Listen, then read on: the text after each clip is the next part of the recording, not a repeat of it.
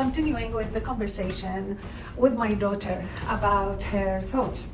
So one of the things that she mentioned is that she couldn't get herself to do a task, even though it was very simple and she had it on her list. So she knows about it, but she kept putting it off. And this is something most of us do, no matter how simple the task is, either because we say, oh, okay, I'll do it later. It's so simple, it's easy, I can do it in no time. And then we end up not doing the task altogether. So one of the things that I talked about with her is, okay, why don't you allocate a certain amount of time to completing the task? If it's simple, it shouldn't take you more than maybe 5 minutes to do it. And when you have something and a task to do it immediately.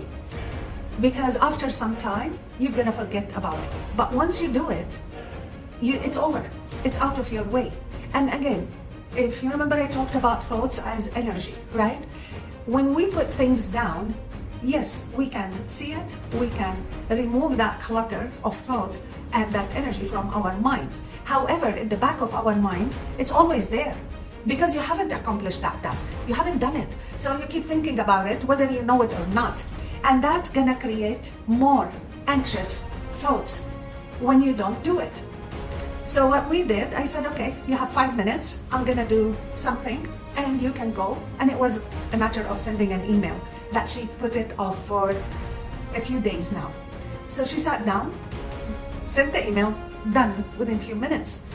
And sometimes we need first to have an accountability partner or a friend or someone. Tell them that I want to do this, so you are my accountability partner, and they can check in with you and see if you accomplish that task or not.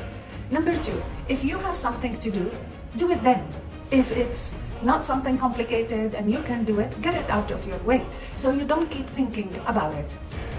The third thing is, if the task is too big, or if you think you cannot sit down and focus for a long period of time, if you have to read 100-page for your assignment, for example, or you have to write a report, then break it down, truncate it, and do it in smaller portions. And that way, you will not feel overwhelmed and you will not even feel it by the time you're done with it, because you've done it in short sittings. And then you can go for a walk, maybe time yourself 10-15 minutes, depending on your attention span. When the timer rings, just go for a walk, drink some water, and then come back. And again, truncate things into smaller portions. How do you eat an elephant? 1 bite at a time, right? The other thing I told her is, and I know she won't be that kind of person, but I'm giving you this strategy as well, in case you are one of these people. You can start by doing your most difficult task or chore early in the morning. And then you can go to your other tasks. This will help you feel accomplished. And you get this most difficult thing out of your way. And then the energy again, you won't be thinking about it all the time. Or start with simple things.